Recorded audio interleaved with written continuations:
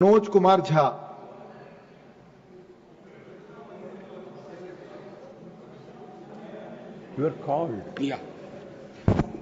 शुक्रिया सभापति महोदय।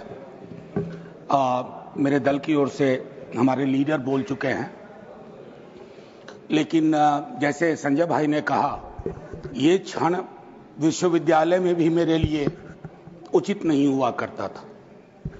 किसी का फेयरवेल हो, कई सारी चीजें दिमाग में आने लगती थी।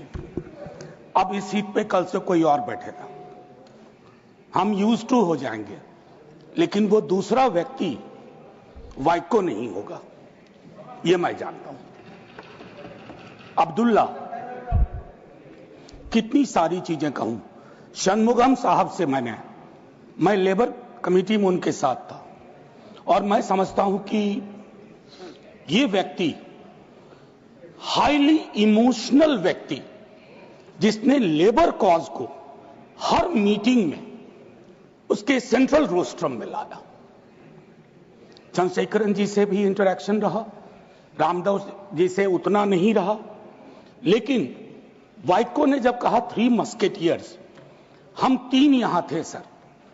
ब्रिटास जी का प्रमोशन हो गया, आगे चले गया, यहां पे हम 3 बैठते थे सर। और संसदीय लोकतंत्र में वो क्षण जब हम सब अक्रॉस द आयल बात कर सकते हैं, संवाद कर सकते हैं, वो चीजें मैंने इन तमाम सदस्यों के मध्य देखा है और सीखा है सर।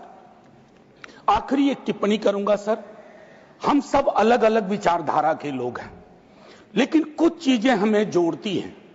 डीएमके के जो साथी या वाइको रिटायर हो रहे हैं, इन्हें सोशल जस्टिस व्हाट्सएप फॉरवर्ड से नहीं आया है सर। ये पेरियार के ट्रेडिशन के लोग हैं, और पेरियार के ट्रेडिशन के लोग आत्मसात करके आते हैं। बहुत कुछ सीखा है सर, एक रिश्ता रहा है, और मैं भी तमाम सदस्यों की तरह मानता हूं कि यहां से रिटायरमेंट कोई बहुत बड़ी चीज नहीं है। आप सार्वजनिक जीवन को उसी तरह से ऊर्जावान बनाए रखेंगे, और हमारे संसदीय लोकतंत्र की सबसे बड़ी खूबसूरती जो है, पक्ष और विपक्ष मिलकर संसद बनती है। विपक्ष और पक्ष में शत्रुता का भाव नहीं होना चाहिए।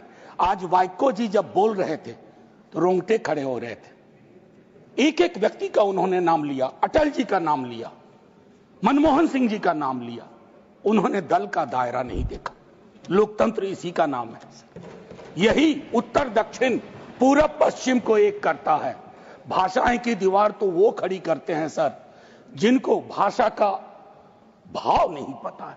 भाव मोहब्बत का है, भाव स्नेह का है, भाव इस देश की तरक्की का है। मैं इन सब को आपके माध्यम से शुभकामनाएं देता हूं सर।